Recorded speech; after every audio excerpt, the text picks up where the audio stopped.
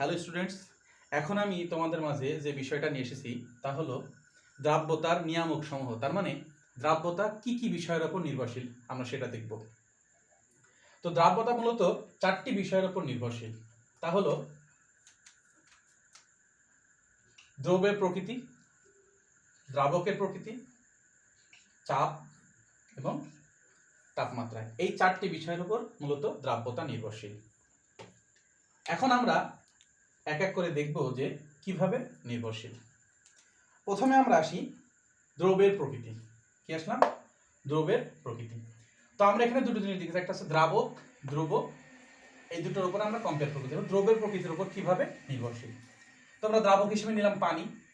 এবার দেখি দ্রব্য হচ্ছে, এখানে আছে একটি হলো সোডিয়াম হাইড্রক্সাইড আর একটি হলো ক্যালসিয়াম হাইড্রক্সাইড।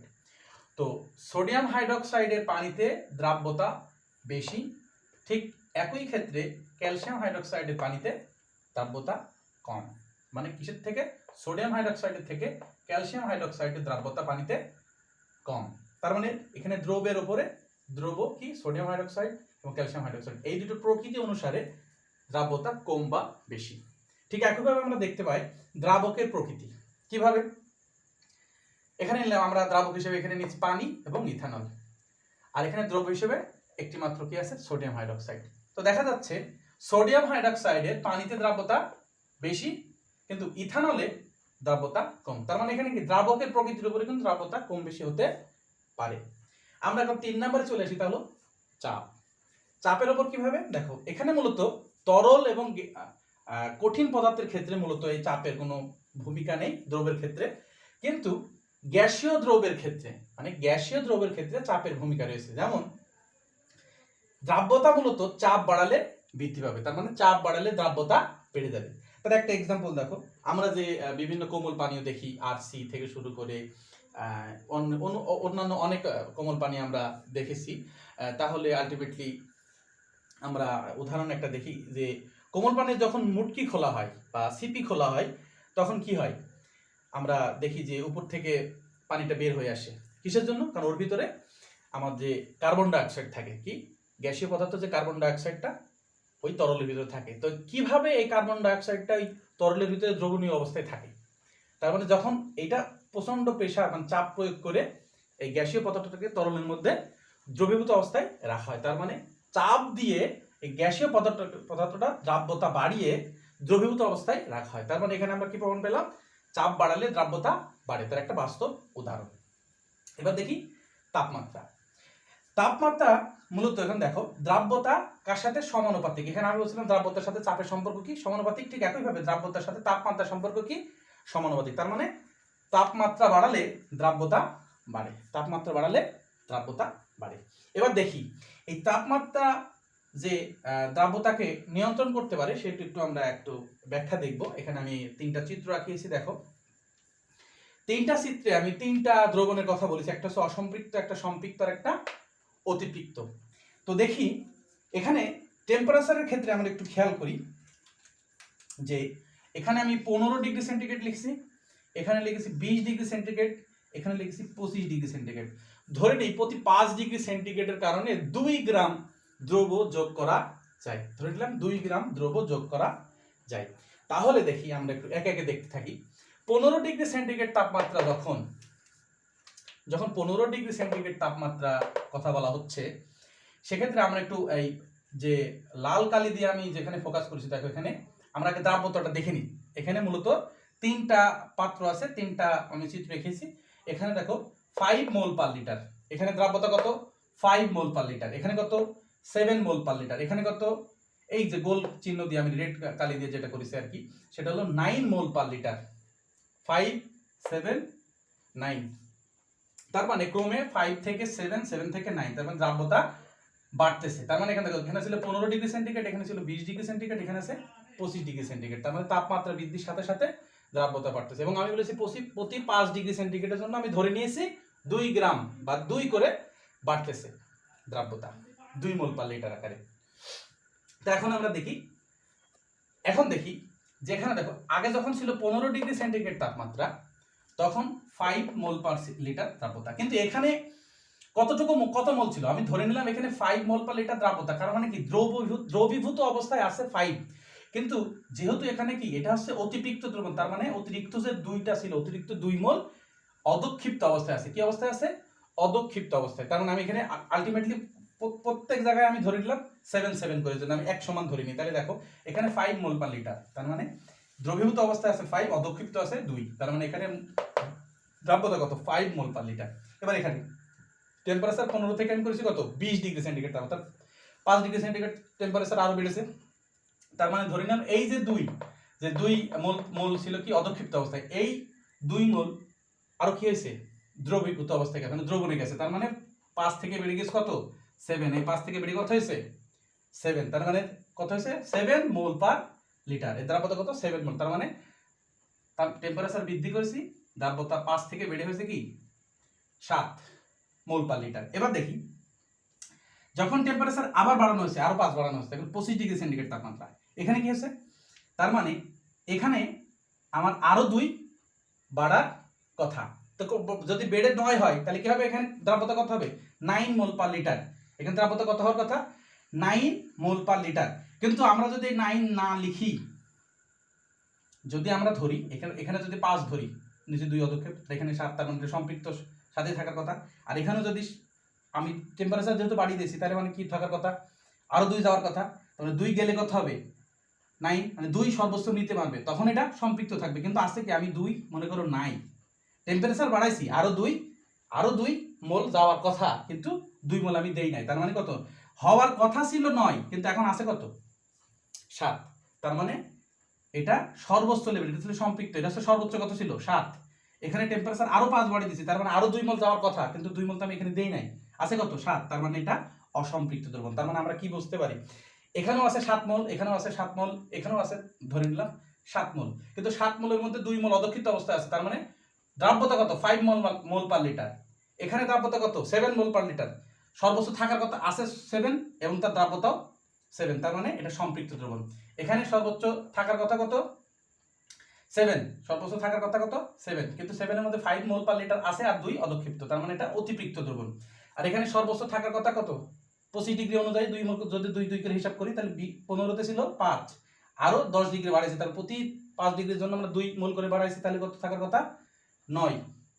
কিন্তু এখানে তো 9 নেই, আছে কত? 7। তার মানে এটা প্রয়োজনের তুলনায় আরো কম আছে টেম্পারেচার অনুযায়ী, তার মানে এটা অসম্পৃক্ত দ্রবণ। এটা কি দ্রবণ? অসম্পৃক্ত দ্রবণ। তার মানে এই টেম্পারেচার অনুযায়ী যদি প্রত্যেকটাকে আমি সম্পৃক্ত করতে চাই, তাহলে কি করতে হবে? আমি কিন্তু আবারও বলতেছি, দেখো যে এখানে টেম্পারেচারের উপরে ফোকাস করে কিন্তু আমি 3টা দ্রবণকে বলতে পারি। দেখো এখানেও কিন্তু 7 মোল দিয়েছি, এখানেও 7 মোল দিয়েছি, এখানেও 7 মোল দিয়েছি, কিন্তু টেম্পারেচার এখানে 15, এর কারণে 2 মোল এখনো দ্রবণে যেতে পারেনি, এজন্য এটা অতিরিক্ত।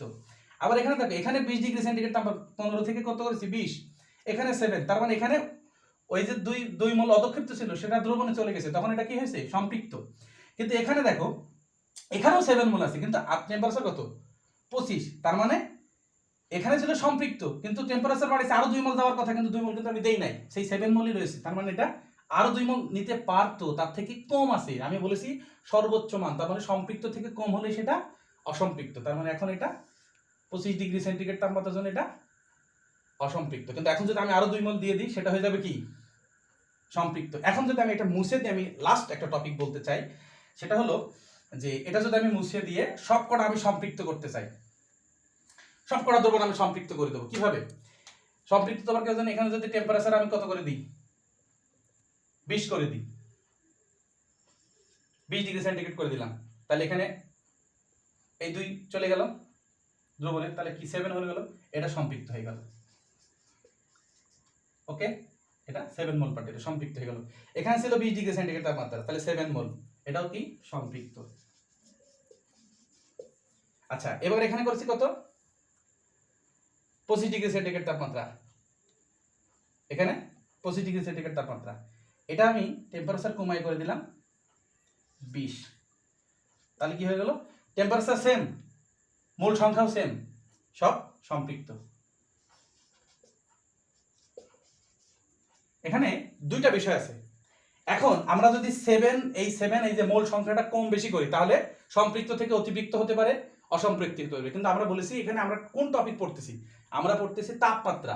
তার মানে তাপমাত্রা কম বেশি করে 7ই থাকবে, কিন্তু তাপমাত্রাকে কম আর বেশি করে আমরা সম্পৃক্ত, অসম্পৃক্ত বা অতিপৃক্ত করে ফেলবো। তাহলে দেখো টেম্পারেচার যদি এটাকে কমাই দিই, সম্পৃক্ত ছিল 15 করে দিলাম, তাহলে কত হয়ে গেল, এটা অতিপৃক্ত। 7 থেকে 2 মোল অদক্ষেপ চলে আসলো, এখানে থাকলো কত 5।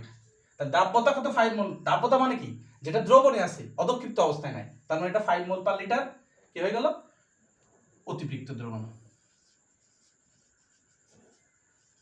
এটা হচ্ছে অতিপৃক্ত দ্রবণ। আবার এখানে 7 ছিল, আমি বলেছি টেম্পারেচারটা চেঞ্জ করব, 15 থেকে এখন কত ছিল 20, তার মানে এই দুই আবার কি অদক্ষেপে চলে গেল, তাহলে 7 এর এটা সম্পৃক্ত দ্রবণ, এটা ছিল অতিপৃক্ত, এটা সম্পৃক্ত।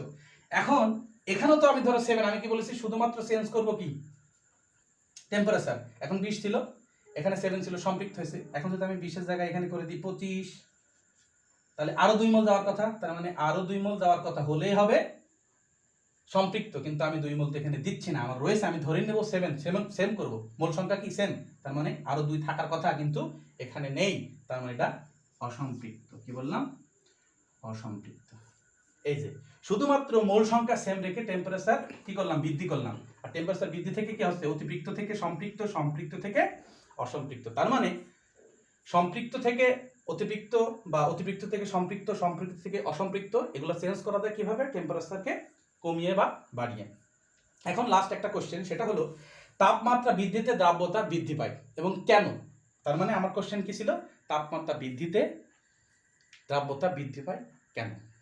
এর কারণ হলো যে আমরা জানি বিক্রিয়ার হার। আচ্ছা, দ্রাব্যতাটা মূলত কি, দ্রাব্যতাটা হলো দ্রবের সাথে দ্রাবকের বিক্রিয়া। দ্রবটা দ্রাবক, আমি কিন্তু পূর্বেই লেকচারে দেখেছি যে সোডিয়াম ক্লোরাইডের পানিতে দ্রাব্যতা, তার মানে সোডিয়াম ক্লোরাইডের সাথে পানির বিক্রিয়া। তো সোডিয়াম ক্লোরাইড পানির সাথে বিক্রিয়া করে কি তৈরি করবে, আলাদা হয়ে যাচ্ছে, ভ্যানিশ হয়ে যাচ্ছে। তো এখানেও যে কোনো বিক্রিয়ার ক্ষেত্রে মূলত দ্রবের দ্রাবকের সাথে বিক্রিয়া হয়ে দ্রবণ তৈরি করবে। তো তার মানে বিক্রিয়ার হার যত বেশি হবে, দ্রাব্যতা তত বেশি হবে। তা আমরা কিন্তু জানি যখন তাপমাত্রা বাড়ানো হয় তখন পরমাণু বা অণুর কি গতিশক্তি বেড়ে যায়, আর বিক্রিয়ার হার কিন্তু এই গতিশক্তির উপর নির্ভর করে। কিভাবে, যখন পরমাণু বা অণুর গতিশক্তি বেড়ে যাবে তখন সংঘর্ষ বেড়ে যাবে, সংঘর্ষ বা ধাক্কাধাক্কি বেড়ে যাবে। যখন ধাক্কাধাক্কি বেড়ে যাবে বিক্রিয়ার হার বেড়ে যাবে, আর যত বিক্রিয়ার হার বেড়ে যাবে তত দ্রবগুলো দ্রাবকে দ্রবীভূত হবে, তার মানে দ্রাব্যতা বেড়ে যাবে। তার মানে কারণটা কি হলো, তাপমাত্রা বৃদ্ধিতে দ্রাব্যতা কিভাবে বৃদ্ধি পায়, তাপমাত্রা বৃদ্ধিতে অণু বা পরমাণুগুলো কি হয়ে যাবে, গতিশক্তি বৃদ্ধি পাবে, সংঘর্ষ সংখ্যা বা ধাক্কাধাক্কি বৃদ্ধি পাবে, এতে বিক্রিয়ার হার বাড়বে, আলটিমেটলি কি হবে, দ্রাব্যতা বাড়বে। তার কোশ্চেন অ্যান্সার পাওয়া গেল, তাপমাত্রা বৃদ্ধিতে দ্রাব্যতা বৃদ্ধি পায় কেন, সেই কোশ্চেনটা অ্যান্সারটা আমি দিলাম। তো এই যে টোটাল লেকচারটা দিলাম, এখানে আমরা কি শিখলাম, এখানে আমরা শিখলাম দ্রাব্যতা 4টি বিষয়ের উপর নির্ভরশীল। তা হলো দ্রবের প্রকৃতি, দ্রাবকের প্রকৃতি, চাপ এবং তাপমাত্রা। তো দ্রবের প্রকৃতি, দ্রাবকের প্রকৃতি এবং চাপ মূলত সিম্পলি লেখা আছে। আর তাপমাত্রাটা একটু ডিটেলস বললাম, এটা আমি আবারও বলছি যে তাপমাত্রা বাড়ালে দ্রাব্যতা বাড়বে এবং সেটা সমানুপাতিক সম্পর্ক। এবং সেখানে আমি কি বললাম, এখানে যেহেতু তাপমাত্রাটাকে চিহ্নিত করা হয়েছে বা এটার সাথে সম্পর্ক দেখাবো, সেক্ষেত্রে মোল সংখ্যা সেম রেখে, মোল সংখ্যা সেম রেখে দ্রবের সংখ্যা, দ্রবের মোল সংখ্যা ধরে নিলাম 7, প্রত্যেক জায়গায় 7 রেখে টেম্পারেচারটা আমি কি করলাম, কম থেকে বেশির দিকে নিয়ে গেলাম। সেক্ষেত্রে অতিপৃক্ত থেকে সম্পৃক্ত, সম্পৃক্ত থেকে অসম্পৃক্ত দ্রবণে পরিণত হলো। এভাবে টেম্পারেচার কমিয়ে বা বাড়িয়ে দ্রবণের দ্রাব্যতা কম বেশি করা যায়।